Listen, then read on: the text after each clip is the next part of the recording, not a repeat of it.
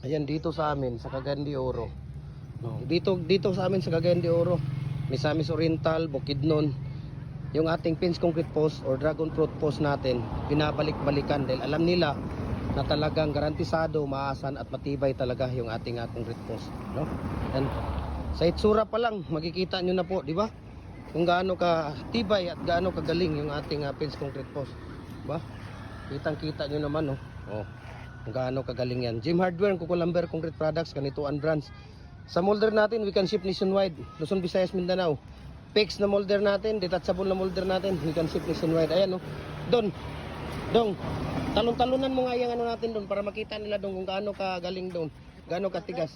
Talon-talunan mo lang. Sige, talon-talunan mo lang para makita nila yung doon sa mainit. Yan. Hindi, tingnan natin kung gaano katibay yan.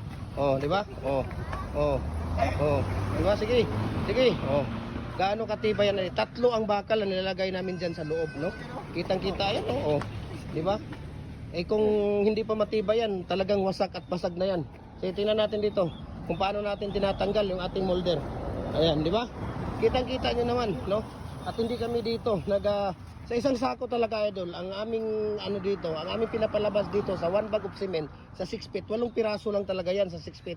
Sa 7 feet, 7 piraso. Sa 8 feet, 8 piraso. Dahil 7 feet lang yung ginagawa natin, tingnan mo ang pangalso, kinukuha niya yung pangalso. Kasi ang molder natin 4x4x8 feet ang haba, di ba?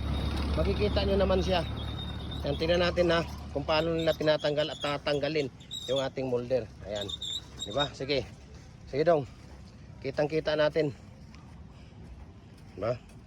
Napakabilis, napakasimple amazing yung ating molder dahil ito hulog ng langit po. 15 to 18 minutes, pwede na nating tanggalin yung ating molder. Hindi na tayo magdadalawang isip pa kung balak nating mag-business, balak natin na magtayo ng concrete products. Message nyo ako, share ko sa inyong price list sa shipping details.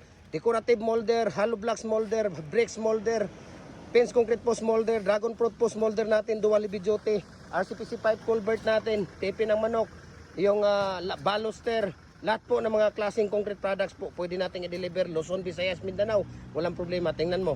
Sige. Oh. Kung makikita mo. Ayan. 'Di ba? Napaka tingnan mo. 10 kaagad, no? Sa isang bira nila. Tingnan niyo, dalawang 2 holes, dalawa din ang dalawang set na 4 holes. Ayan. So tingnan niyo, ilalagay na naman nila yung pangalso at tingnan niyo kung paano ilalagay yung matting art. Tingnan mo. Napakabilis lang din ilagay yung matting. Ayan, no? Oh, kita mo? Paglalagay ng matting ni Kuya Rickson. Ayan, no? Oh. Mabilis lang. Oh. Kitang-kita nyo naman sa mata, di ba? Kung bulag, paano makakita? Di pakinggan yung ating mga sinasabi, di ba?